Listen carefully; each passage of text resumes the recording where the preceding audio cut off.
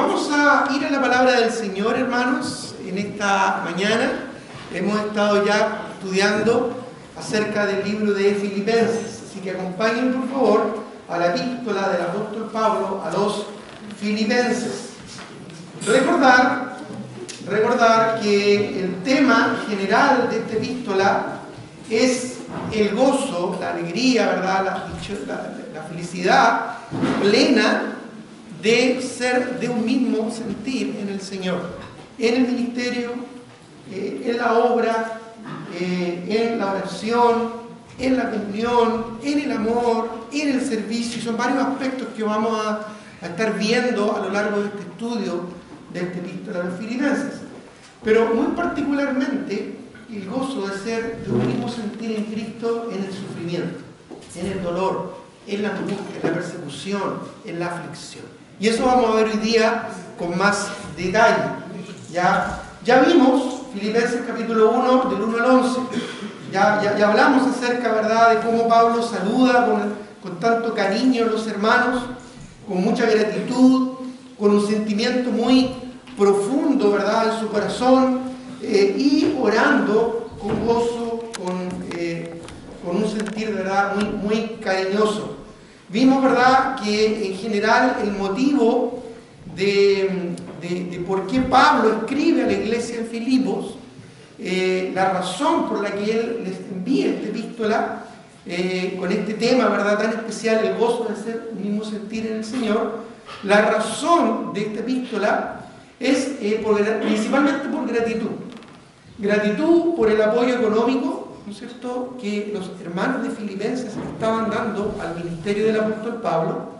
Ya era una iglesia que apoyaba a los misioneros.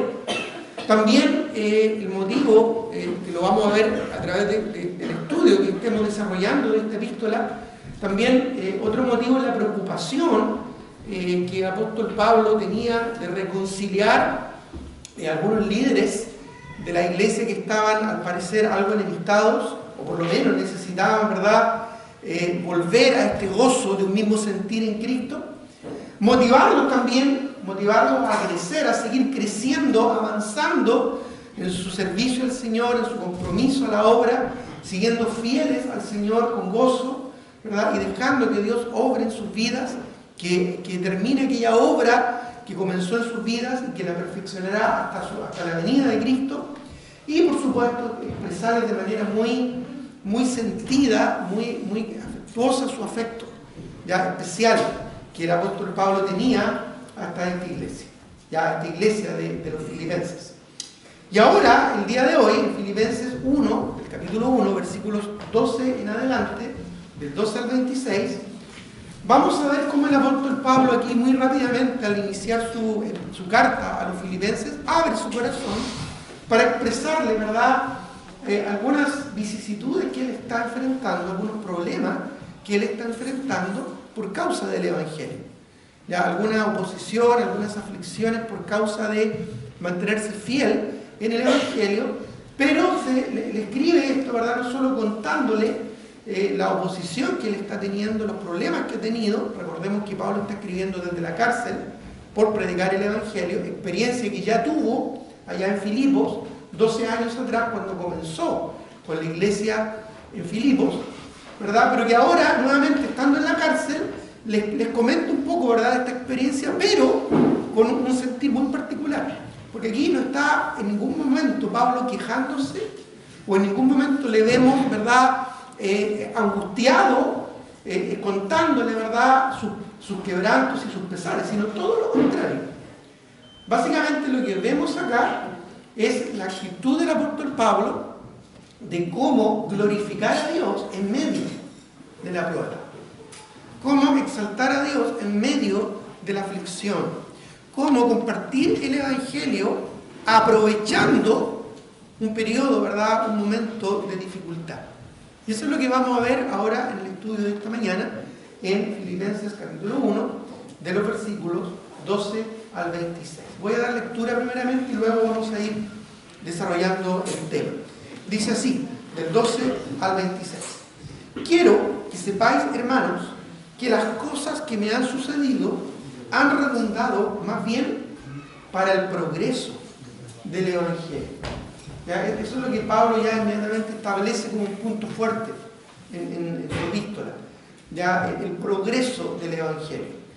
De tal manera, dice el versículo 13, que mis prisiones se han hecho patentes en Cristo en todo el pretorio y a todos los demás.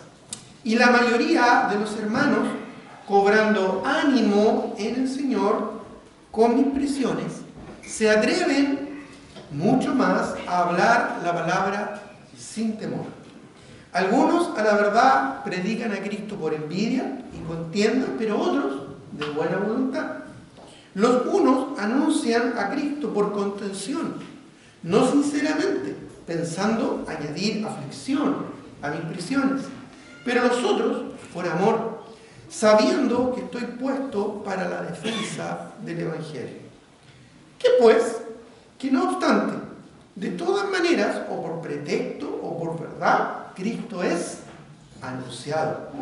Y en esto me gozo y me gozaré aún, porque sé que por vuestra oración y por la suministración del Espíritu de Jesucristo, esto resultará en mi liberación, conforme a mi anhelo y esperanza de que en nada seré avergonzado. Antes bien, con toda confianza, como siempre, ahora también será magnificado Cristo en mi cuerpo, o por vida o por muerte. Porque para mí el vivir es Cristo y el morir es ganancia. Mas si el vivir en la carne resulta para mí en beneficio de la obra, no sé entonces qué escoger. Porque de ambas cosas estoy puesto en estrecho, teniendo deseo de partir y estar con Cristo, lo cual es muchísimo mejor. Pero quedar en la carne es más necesario por causa de vosotros. Confiando en esto, es decir, permanecer vivo, lo que dice, sé que quedaré aún, dice que aún permaneceré con todos vosotros para vuestro provecho y gozo de la fe, para que abunde vuestra gloria de mí en Cristo Jesús por mi presencia otra vez entre vosotros. Vamos a orar, hermanos, antes de continuar con el estudio en esta mañana. Señor, quiero darte muchas gracias por tu palabra, por esta epístola que el apóstol Pablo escribe a la iglesia allá en Filipos, que no solo tuvo el propósito de animarles, de motivarles, de ayudarles a ellos, sino que también, debido a que tu palabra es inspirada y es útil para enseñar, redarguir, corregir e instruir en justicia, también es beneficiosa al aplicarla correctamente a nuestras vidas el día de hoy. Ayúdanos, Señor, a entender principalmente por qué el apóstol Pablo expresa que en medio del dolor, en medio de la angustia, en medio de los problemas, en medio de las circunstancias difíciles, es el momento más apropiado para compartir el Evangelio. Ayúdanos a entender por qué Pablo menciona de esta manera esto. Ayúdanos a darnos cuenta cómo nosotros te podemos glorificar en medio de la prueba, en medio de la aflicción. Y sobre todo, cómo podemos nosotros también, al igual que Pablo y al igual que lo que él les escribe a los creyentes allá en Filipos, ayúdanos también a nosotros, Señor, a asimilar en nuestras vidas y en nuestros corazones la importancia de avanzar en el progreso del Evangelio, de involucrarnos en el progreso del Evangelio, de participar en el progreso del Evangelio. Todo esto, Señor, ya sea en vida o aún en muerte, para tu honra y tu gloria. Te lo pedimos, Padre, en el nombre de Jesús. Amén. Bueno, muchas veces cuando hay circunstancias difíciles pensamos que lo más terrible, lo peor, ¿verdad?, o lo más doloroso, lo más complejo en la vida de un creyente es cuando muere. Pero claramente vemos acá que el apóstol Pablo tenía otra filosofía de la vida, otro pensamiento. Cuando él nos dice, ¿verdad?, porque para mí el vivir es Cristo y el morir es ganancia, ya inmediatamente rompe varios paradigmas que a veces tenemos en esta tierra. Y además, ¿verdad?, cuando él dice el anhelo de estar con Cristo, lo cual es muchísimo mejor, pero también nos habla de la necesidad de permanecer vivo por beneficio de la obra. Entonces, claramente el enfoque de vida del apóstol Pablo tenía que ver no con su integridad física, sino que más bien con el avance de la obra. Ya para él, pagar el mayor precio no era morir, por ejemplo. ¿Ya? Algunas personas dicen, no, pagó el mayor precio, pagó con su vida. Para Pablo no era así. ¿Ya? No era lo peor, la muerte. ¿Ya? Más bien, al parecer, lo peor para el apóstol Pablo era no compartir el Evangelio, no aprovechar las oportunidades que Dios le estaba dando para compartir el Evangelio. Y eso ya nos da un enfoque totalmente distinto de lo que es la vida. ¿Te das cuenta? Mucha gente piensa que la muerte para algunos es una salida quizás de sus problemas, el término de los problemas, ¿verdad? Para otros, ¿verdad?, piensan que la muerte es lo peor, ¿verdad?, y huyen de ella despavoridos, ¿verdad?, ante una enfermedad, ante cualquier cosa, ¿verdad?, que pueda complicarles. Pero el apóstol Pablo vivía muy tranquilo, porque en realidad su enfoque de vida le hacía tener un corazón lleno de paz, ya, donde la muerte no era un problema, ya, pero sí era un lindo desafío para él poder hacer lo máximo posible antes de que el Señor lo llevara a su presencia y ser útil a la obra del Señor. Ese pensamiento de utilidad, ¿no es cierto?, de compromiso en la obra del Señor es lo que era el motor que movía al apóstol Pablo. Cuando Pablo escribe a la iglesia de los Filipos, él está en la cárcel por predicar el Evangelio. Él está expuesto a morir, ¿verdad?, a mano, ¿verdad?, de sus captores, probablemente de los romanos, ya, que en realidad no tenía ningún problema, probablemente quitarle la vida si así fuera necesario. Pero para él no era un problema, no era un impedimento aún estar encerrado, ¿verdad?, en la cárcel. Y en aquellos días, no es como hoy, donde muchas veces se da más derecho, ¿verdad?, al delincuente que está preso, ¿verdad?, que el que está fuera. En aquellos días no era así, en aquellos días era algo, ¿verdad?, muy horroroso estar en una prisión. Pero para el apóstol Pablo eso no era un problema, porque su enfoque de vida, su actitud de vida era diferente. Ya al hedonismo, ¿verdad?, que vemos hoy en día, esta búsqueda insaciable de la felicidad, ¿verdad?, al sentirse cómodo, ¿verdad?, estable y sin problemas. Bueno, la vida de un creyente no tiene necesariamente por qué ser así. El Señor nunca nos promete solucionar nuestros problemas aquí en esta tierra. Cuando estemos en su presencia vamos a estar sin problemas, pero aquí no.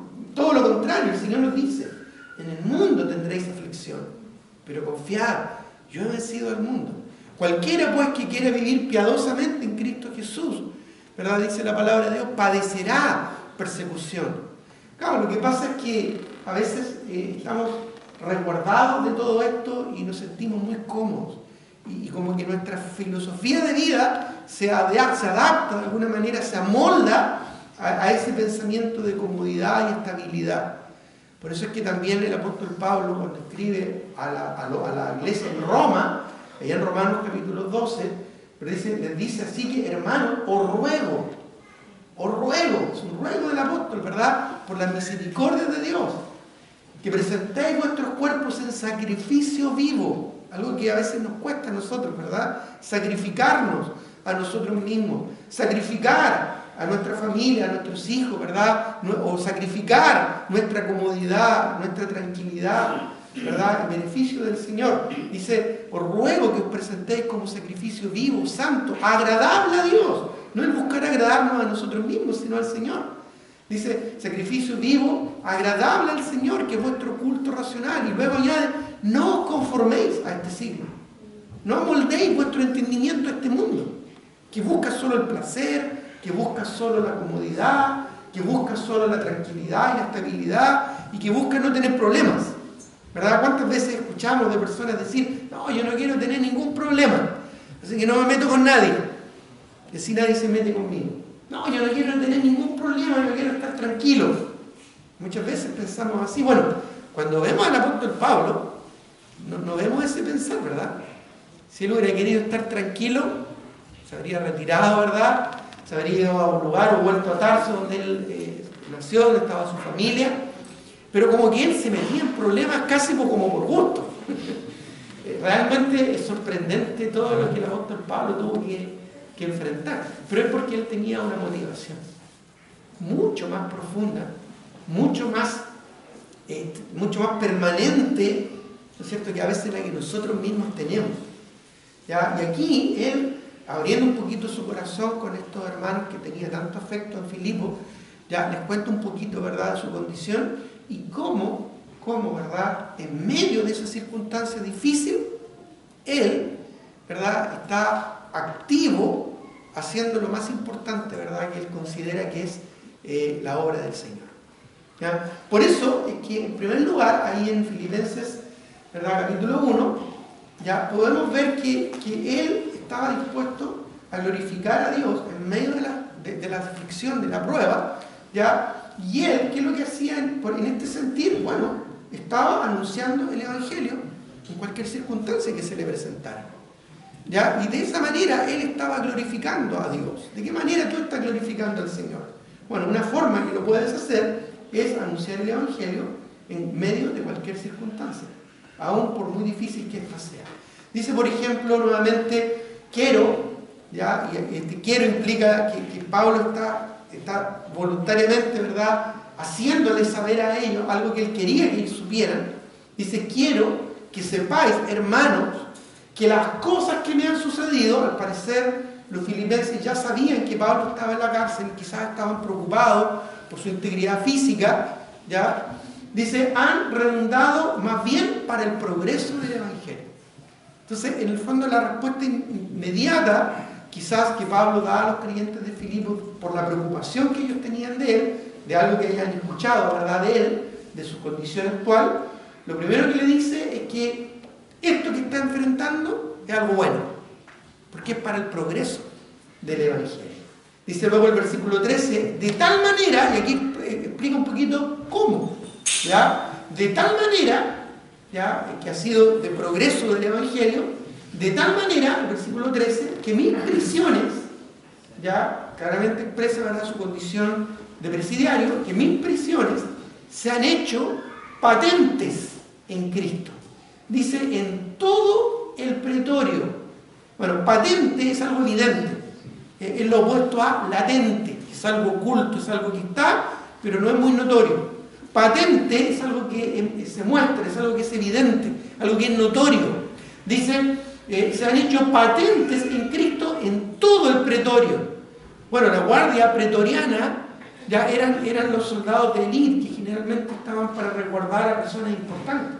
¿Ya? Y el pretorio probablemente era no solo el cuartel, sino que probablemente el hogar de un general importante. Por lo tanto, estamos hablando acá, ¿verdad?, de un edificio ya que tenía un calabozo donde vivía probablemente algún general importante de los militares romanos, ¿verdad?, donde había muchos soldados, muchos, ¿verdad?, oficiales, y donde él estaba encarcelado. ¿Ya? Y en ese lugar, ya podríamos decirlo, en la cárcel, ¿verdad?, el Evangelio se hizo patente.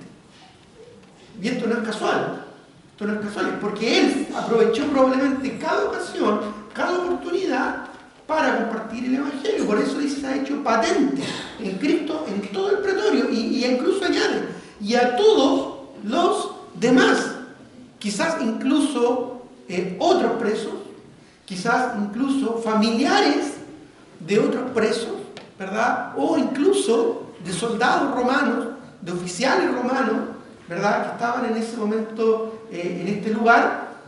No sabemos, digamos, la magnitud del impacto que esto tuvo, pero sí sabemos el alcance cuando él dice en todo el pretorio.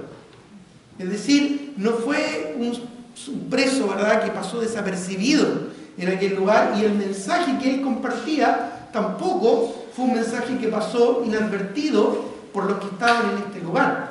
Es más, dice en el versículo 14, y la mayoría de los hermanos, ya esto probablemente incluye a otros creyentes que estaban ahí en Roma, probablemente en la iglesia de Roma, cobrando ánimo en el Señor con mis prisiones, se atreven mucho más a hablar la palabra sin temor. Entonces, no solo fue evidente allí donde él estaba preso, sino también a las comunidades cristianas que estaban en el alrededor.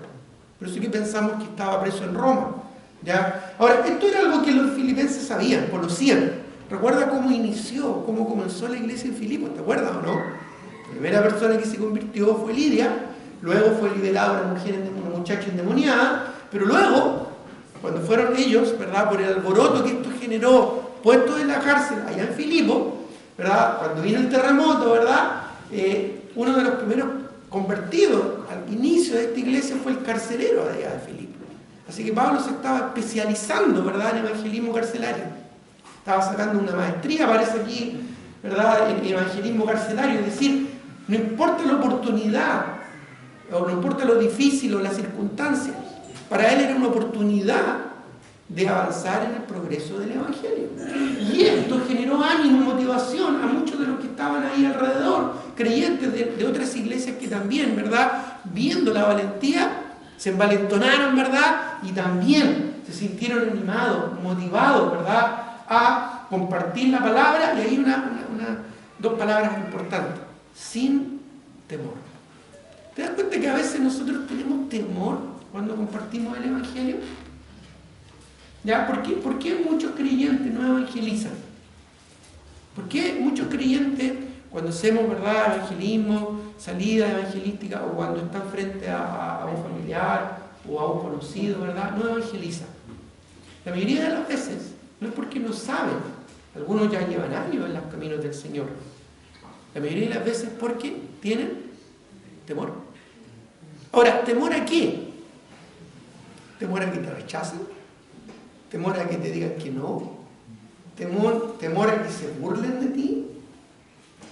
Bueno, quizás no deberíamos tener temor a que nos apedreen, como Pablo en Listra, o a que nos metan presos, como Pablo en Filipos o en Roma, o a que nos azoten, ¿verdad?, con varas o con látigos, o a que nos roben, ¿verdad?, todas nuestras pertenencias y nos dejen tirados ahí en el piso, o que nos exilien, ¿verdad?, o nos lleven presos, ¿verdad?, en un barco y que encalle el barco, ¿verdad?, y quedar después aislado en una isla.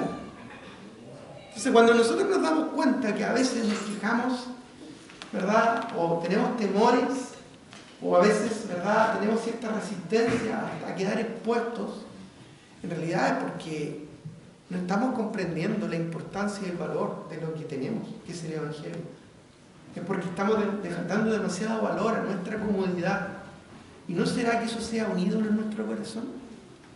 ¿No será que ese sentimiento de autodefensa que a veces es tan fuerte en nosotros es un ídolo? Sí, es posible que un creyente sea idólatra. Muchos creyentes hoy en día son idólatras, porque prefieren privilegiar, ¿verdad?, el resguardo que exponerse quizás al temor de compartir el evangelio. Bueno, por eso es que algunos cobraron ánimo con las aflicciones que el apóstol Pablo estaba enfrentando, y cobrando ánimo, dice, ¿verdad?, para hablar la palabra sin temor, se atreven, dice, mucho más a hablar la palabra sin temor. Ahora, aquellos, ¿verdad?, que se ponen un poquito más bíblicos y dicen, no, pero es que eso fue en los tiempos del apóstol Pablo. Hoy en día ya no vivimos eso. Bueno, no sé si tú has escuchado los reportes que nos han hecho misioneros, ¿verdad?, los días jueves, o los reportes que envía nuestra hermana Ruth, que ahora está en Nepal, antes estuvo en Tailandia, y lo que está ocurriendo hoy en día, hoy mismo, ¿verdad?, en Asia Menor, en Asia, lo que está ocurriendo hoy en día en los países asiáticos, el sudeste asiático principalmente, es lo mismo que ha ocurrido siempre todos los tiempos. Siempre el evangelio va a producir persecución. Siempre va a producir persecución. Ya sea pequeña, como la burla quizás, o la risa sarcástica de aquellos a quienes les compartimos, o la apatía de aquellos que queremos hablarles del Señor, o la muerte incluso. Un poco escuchábamos, ¿verdad?, como la hermana Ruth nos contaba, como allá en Nepal, ¿verdad?, el hinduismo radical estaba asesinando, violando, quemando personas, templos, ¿verdad?, para establecer su religión pagana. Y esto no es hace 2000 años atrás, hace 1000 años atrás, ¿verdad? Durante la Edad Media, o el siglo pasado, ¿no? Eso hoy en día, estos meses, este año. Es real. Lo que pasa es que nosotros quizás no estamos en lugares en esos lugares donde existe este tipo de persecución. Pero eso debería, al igual que lo que ocurrió con los filipenses en cuanto a Pablo, debería hacernos meditar, hacernos pensar, ¿verdad? ¿Por qué somos tan perezosos en compartir el Evangelio? ¿Por qué somos tan temerosos en compartir el Evangelio? ¿Será que tenemos otras cosas más importantes? ¿Ese es el problema? Bueno, si ese es el problema, nuevamente, eso tiene un nombre, se llama idolatría. Es cuando tú le das más importancia a otras cosas que al Señor. Eso no tiene otro nombre, es idolatría. Estamos siendo idólatras cuando le damos más importancia a otras cosas que a Dios en nuestra vida. Porque estamos poniendo otro Dios en nuestro corazón. ¿Ya? Y hoy en día, con la capacidad económica, ¿verdad? Con la capacidad tecnológica incluso que tenemos, podemos ajustarnos, podemos organizarnos de tal manera de involucrarnos realmente de manera activa en el progreso del Evangelio. ¿Ya? Ahora, incluso dentro del mismo contexto cristiano, incluso dentro de la misma iglesia, Pablo encontró oposición. O sea, yo entiendo, cuando tú predicas el Evangelio, la respuesta o la reacción del mundo incrédulo, ¿verdad? Que se siente ofendido por la luz del Evangelio y que muchas veces ataca, ¿verdad? Y que muchas veces estorba el progreso del Evangelio. Pero lo que resulta incomprensible es que dentro de la misma cristiandad, incluso dentro de la misma iglesia, algunos, ¿verdad?, ponen excusas, ponen estorbos, ponen trabas para que el Evangelio sea predicado. Mire lo que dice el versículo 15. Algunos a la verdad predican a Cristo por envidia y contienda. ¿Cómo es eso? Predicar a Cristo por envidia y por contienda, o sea, para generar contienda. Pero otros de buena voluntad. Quizás habían algunos que obligados salían a predicar, no lo sé. No tenemos más detalles de lo que Pablo aquí menciona. Es más, dice, los unos anuncian a Cristo por contención. Y así como para generar problemas. No sinceramente, quizás buscando fama. Igual conocemos algunos personajes muy particulares hoy en día, ¿verdad?, que buscan esta fama rápida. No sinceramente, dice. Incluso, dice, pensando en medir aflicción a mis prisiones, porque quizás por culpa de otros eran más estrictos, más severos, ¿ya? Y más, ¿no es cierto?, se ensañaban por el apóstol Pablo. Quizás por culpa de otros. Y quizás estos otros, de alguna manera, ya no sabemos el detalle cómo, pero generaban, ¿no es cierto?, esta odiosidad que finalmente hacía que el apóstol Pablo tuviera que pagar, como decimos, ¿verdad?, más coloquialmente, los platos rotos. ¿Ya? Y resulta interesante e incomprensible, ¿verdad?, que dentro de la misma cristiandad a veces encontramos algún tipo de oposición. Ahora, sí, Pablo dice, ¿verdad?, el versículo 17, pero nosotros, por amor. Mira, había algunos que realmente estaban involucrados en compartir el Evangelio por amor, sabiendo que estoy puesto para defensa del Evangelio. Es decir, sabiendo que independiente que estuviera o no en la cárcel, estoy aquí por un propósito. ¿Qué pues? No obstante, de todas maneras, o por pretexto, por verdad, Cristo es anunciado y en esto me gozo y me gozaré aún. ¿Ya? Que hayan iglesias que tengan formas distintas, que hayan predicadores, que hayan hermanos que tienen otro pensamiento. Bueno, allá ellos. Ellos van a rendir cuenta ante el Señor. Lo importante es que el Evangelio sea predicado. Él no se distrajo, ¿verdad?, en justificarse o en atacar a aquellos que tal vez tenían otra forma de hacer las cosas, u otros pensamientos, u otra filosofía. No, los dejó ahí nomás que Dios trate con ellos. Ya, no perdió tiempo en eso. Porque en realidad no vale la pena perder tiempo en gente que no tiene realmente una actitud correcta hacia el Señor. Ya, si ellos quieren vivir su vida como el Señor Jesucristo, por ejemplo, con el joven rico. Ya, dice la Biblia que él amó a este muchacho, pero este muchacho tenía tantas posesiones que el Señor, viendo su corazón avaro, ¿verdad?, y codicioso, le dijo, ya, vende todo lo que tienes porque eso es un estorbo para ti. Dale a los pobres y sígueme. Y tristemente el Señor Jesucristo vio como este muchacho, ¿verdad?, quizás muy buena persona, todo lo que tú quieras, pero se fue alejando y él no lo detuvo. Bueno, ya será su momento. Ya el Señor no anda buscando y persiguiendo, el Señor no, olvídate, el Señor no va a tratar de convencerte. ¿Ya? Quizás las circunstancias de la vida y las consecuencias de tus malas decisiones en algún momento te convenzan, como el hijo pródigo, ¿verdad? No, el Señor no te va a buscar convencer. Ya Él no pierde tiempo en eso. Él más bien, ¿verdad?, se involucra y bendice a aquellos que están realmente con un enfoque correcto. ¿Ya? Y por eso Pablo habla aquí, ¿verdad? Cristo es anunciado y en esto me gozo. ¿En qué se gozaba el apóstol Pablo? ¿En que iba a ser prontamente liberado? ¿En qué se gozaba el apóstol Pablo? En que estaban, ¿no es cierto?, los hermanos preocupados, iban a contratar al mejor abogado para sacarlo de ahí. ¿En qué se gozaba el apóstol Pablo? Allí lo dice, en que Cristo es anunciado. Y en esto me gozo, y me gozaré aún. Cristo es anunciado, Cristo es anunciado. ¿Estás anunciando a Cristo? ¿Estás anunciando a Cristo?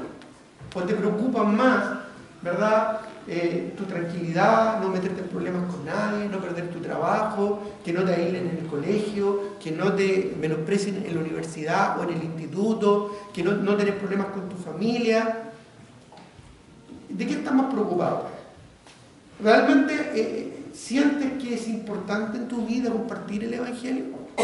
El gran predicador del siglo antepasado, ya Carlos Spurgeon, él decía, si una persona, si un cristiano, ya no tiene un amor por los perdidos y una pasión por el Evangelio, lo más probable es que no sea un cristiano. Él hablaba ya en esos años de que en su iglesia había muchos convencidos y pocos convertidos. Porque si realmente hemos sido convertidos por la gracia de Jesucristo, lo que debería traer más gozo en nuestra vida es lo que trae gozo al corazón del Señor, un pecador que se arrepiente. Para que haya gozo delante de los ángeles que están en el cielo, un pecador que se arrepiente. A veces estamos tan ocupados en nosotros mismos y en la búsqueda de nuestra felicidad que no nos damos cuenta que si estamos aquí en esta vida siendo creyentes, salvados por la gracia de Jesucristo, es para compartir el Evangelio. Fíjate que el ánimo y la motivación de Pablo, ya que Pablo recibía de Dios, cada vez que Pablo necesitaba ser animado por el Señor, ya, cada vez que el apóstol Pablo necesitaba ser, como quien dice, levantado anímicamente por el Señor, ya, siempre estaba relacionado con algo. Ya, a veces cuando nosotros necesitamos ser animados, ya, ¿en qué versículo, por ejemplo, podemos pensar cuando necesitamos ser animados? Cuando necesitamos ser motivados por el Señor. Estamos pasándola mal, estamos con muchas cosas y necesitamos ser animados por el Señor. ¿Qué versículo pensamos? Todo lo puedo en Cristo que me fortalece, ¿no es cierto? Y lo ponemos en un cuadrito, lo ponemos de salvapantalla, ¿no es cierto? Como va, ya no, yo puedo, ya, tú puedes, ¿ya? Casi como el mensaje de la psicología modal, ¿no es cierto? Sigue tu corazón, sé tú mismo, ¿ya? La autoayuda, ¿verdad? Bueno, ese pasaje a propósito es totalmente fuera de contexto, porque ahí está hablando, ¿verdad?, justamente de cómo Pablo estaba en la cárcel y agradecido justamente por los filipenses, porque eso está en Filipenses 4:13. Ya vamos a hablar de eso más adelante, ¿ya? Y hablaba de cómo él no le importaba en realidad su condición, él podía vivir en la pobreza o en la riqueza. Ya de ambas cosas él estaba enseñando. Y aún en la aflicción, por Cristo, todo lo puedo en Cristo que me fortalece. Así que si tus problemas no son por predicar el Evangelio, entonces no seas patudo pidiéndole al Señor que te fortalezca en todo.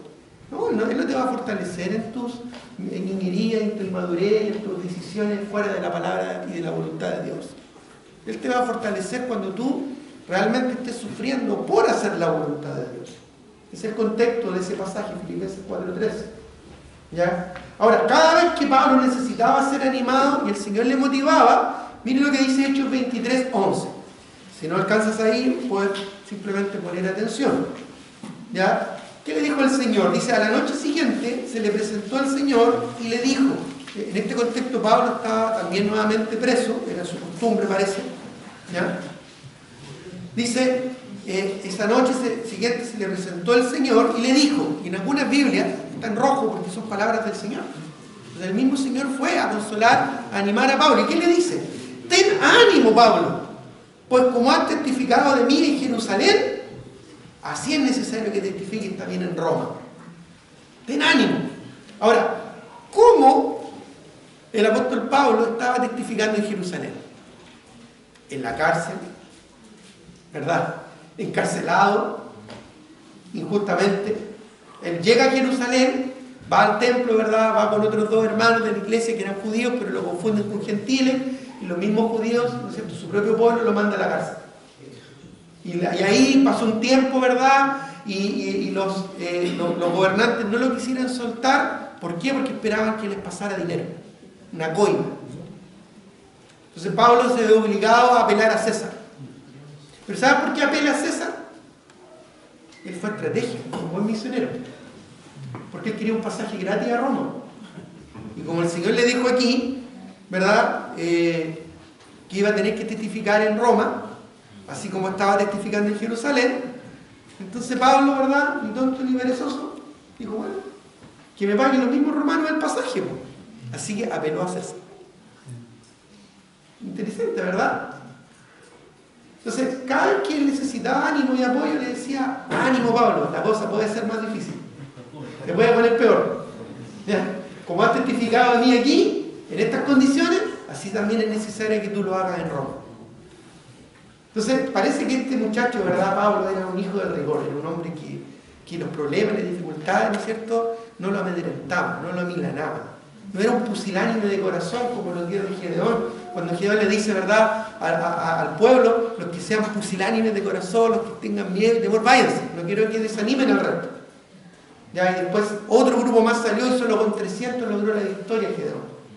No, Pablo era de los 300, o era de los valientes de David, quizás se hubiera vivido años atrás. Era de los que están ahí, van a la pelea, y si hay que ir, ya vamos, démosle. ¿Ya? Y no importa si hay problemas o dificultades, no importa, ahí nos ajustamos, nos arreglamos, ¿verdad? Conseguimos el tiempo, hacemos lo necesario, pero vamos, era lo que llamaríamos hoy en día en términos militares un comando de fuerzas especiales. ¿Ya? Un buzo táctico, un tipo que no tenía, ¿verdad?, problemas en meterse en peligro. Su nombre era peligro. ¿Ya? Como dice la broma, ¿verdad?, no sabía del miedo, no sabía del peligro, no sabía nada. Puede ser otro personaje. Él realmente estaba comprometido con la obra. Y bueno, desde el principio siempre fue un ministerio complejo, difícil. ¿Ya? Por ejemplo, ahí mismo en Hechos, capítulo 9, versículo 15, ya, Hechos 9, 15, dice, el Señor le dijo, ve. ¿Ya? Y esto es cuando se convierte Pablo. Cuando Pablo recién se convierte, ¿ya?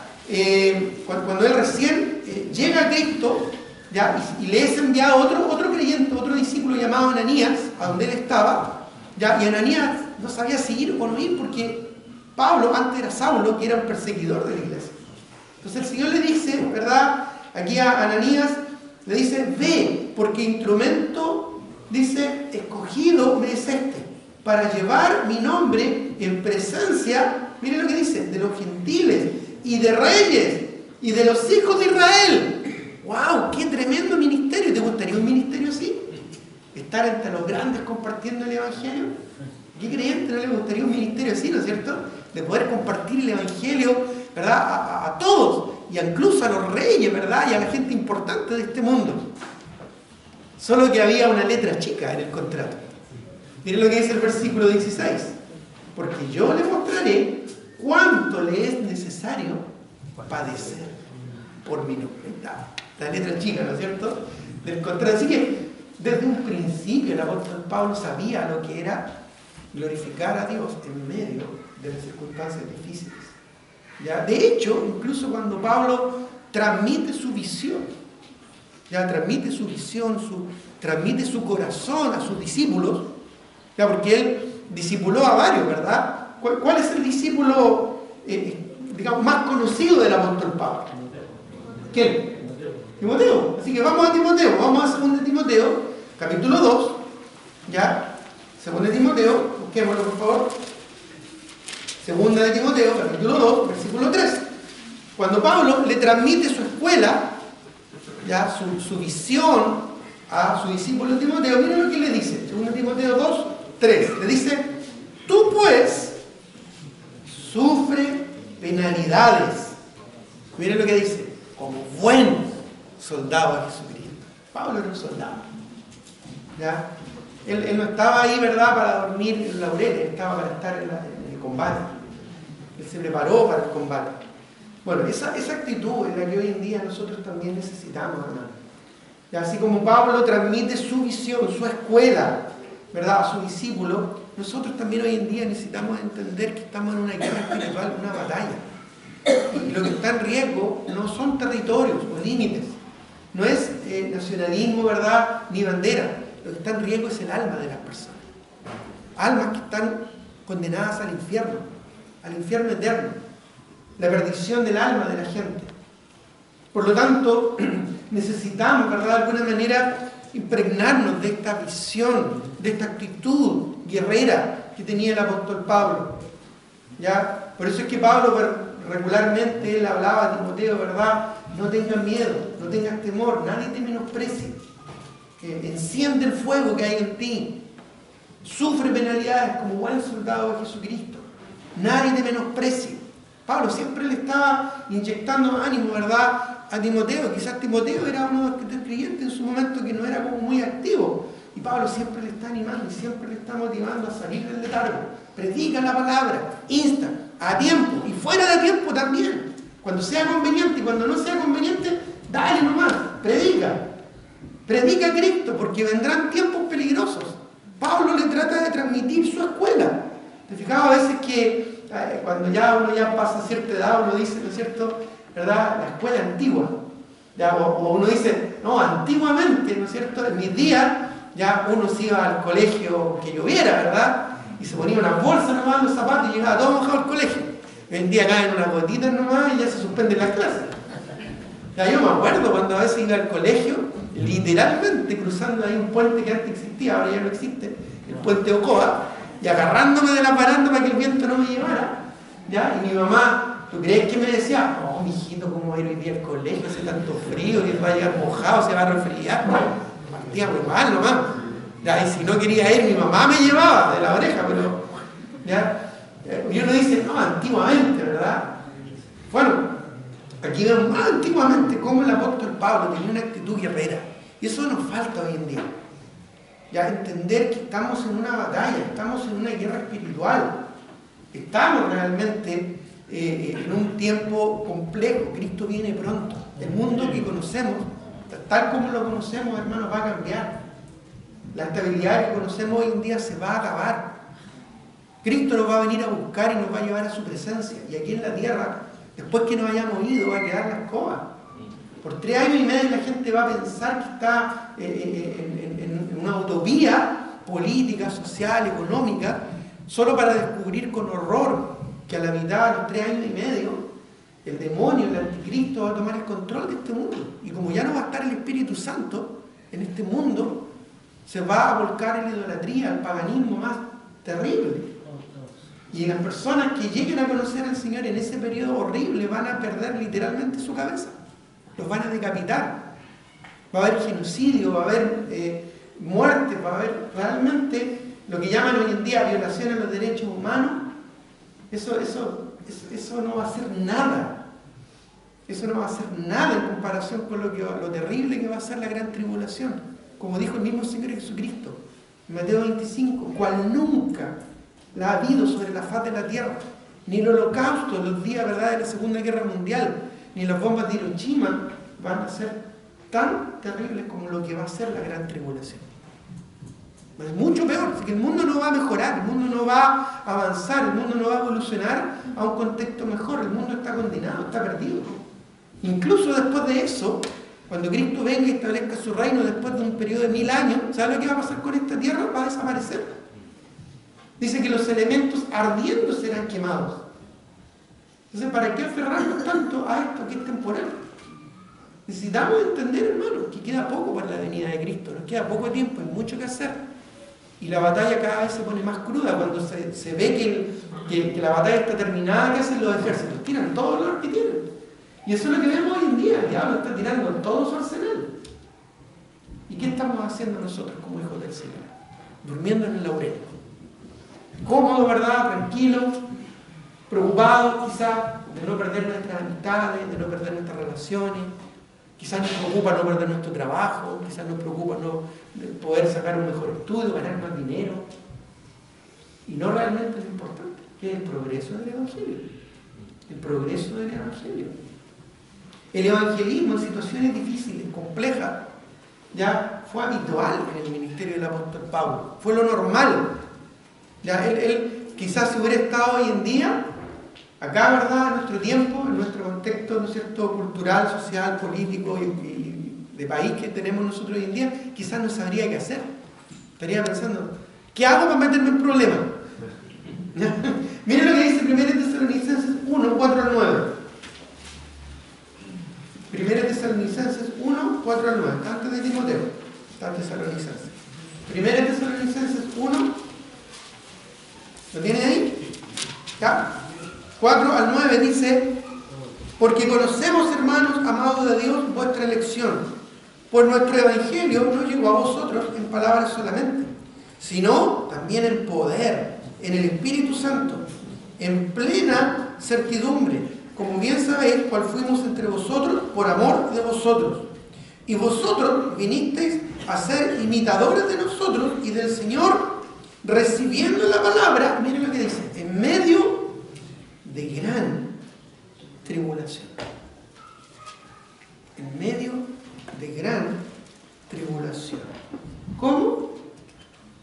Con gozo del Espíritu Santo. ¿Te das cuenta? Cómo el gozo de Pablo no estaba supeditado a las circunstancias, sino más bien su gozo estaba enfocado en el progreso del Evangelio. Que Cristo fuese anunciado. En esto me gozo y me gozaré aún. ¿Cuál es nuestro temor de compartir a Cristo con nuestra familia, con nuestros vecinos, con nuestros amigos? ¿Que nos rechacen? ¿Que nos aíslen? ¿Que perdamos nuestro empleo? ¿A qué tememos? Ahora, si tememos más al hombre que a Dios, hay un problema. Porque ya el temor de Dios no está en nuestros corazones. Y quizás ni siquiera Dios esté en nuestros corazones. Entonces, reflexionemos y pensemos cuál es nuestra actitud frente a los problemas. ¿Son oportunidades? ¿Son oportunidades para compartir a Cristo? ¿Son ocasiones para compartir al Señor? ¿Son momentos que aprovechamos para que Cristo sea glorificado? ¿Son oportunidades para que el mundo conozca quién es el Señor? ¿Estamos realmente activos en compartir el Evangelio? ¿O estamos siendo perezosos? ¿O estamos demasiado tranquilos y cómodos en nuestra comodidad? ¿Qué pasa que no nos damos cuenta, ¿verdad?, de nuestra responsabilidad? ¿Por qué no realmente estamos involucrados en cada día, cada oportunidad que se nos presente, buena o no muy buena, de predicar a Cristo? De hacer patente el nombre de Cristo en nuestro entorno. Con mis compañeros, con mis amigos, con mis colaboradores, en el trabajo, en la universidad, en el instituto, en mi familia. ¿Qué pasa? Que por no querer meternos en problemas, no queremos compartir a Cristo. ¿Qué pasa? ¿Qué pasa con nosotros? Dice, nunca fue el plan de Dios. Y claramente Pablo acá, cuando escribe al creyente en Filipo y abriéndole su corazón, le expresa, ¿verdad?, lo que era su filosofía de ministerio. Entonces, el llamado en esta mañana es eso. A que, al igual que estos creyentes que rodearon a Pablo ahí en Roma, cobremos ánimo para atrevernos a hablar mucho más la palabra sin temor, y sin que las circunstancias nos estorben, y sin que el resto de los otros creyentes nos estorben. Siempre en las iglesias van a haber hermanos perezosos, ya cómodos, que no van a querer exponerse a predicar el Evangelio. Eso siempre ha habido y siempre va a haber. Tú no te preocupes de ellos, tú preocúpate de tu Señor, de agradar a tu Señor, de amar a tu Señor y demostrarlo, no de los dientes para afuera, sino con hecho y en verdad. Por lo tanto, el llamado en esta mañana es ese: prediquemos el Evangelio sin temor y glorifiquémosle en cualquier circunstancia, en la enfermedad, ¿verdad?, o en la salud, en las buenas y en las malas, porque Cristo lo vale, porque el Evangelio lo vale. ¿No? Vamos a terminar en un momento de oración. Señor, te doy gracias por tu palabra. Te agradezco, Señor, porque a través de ella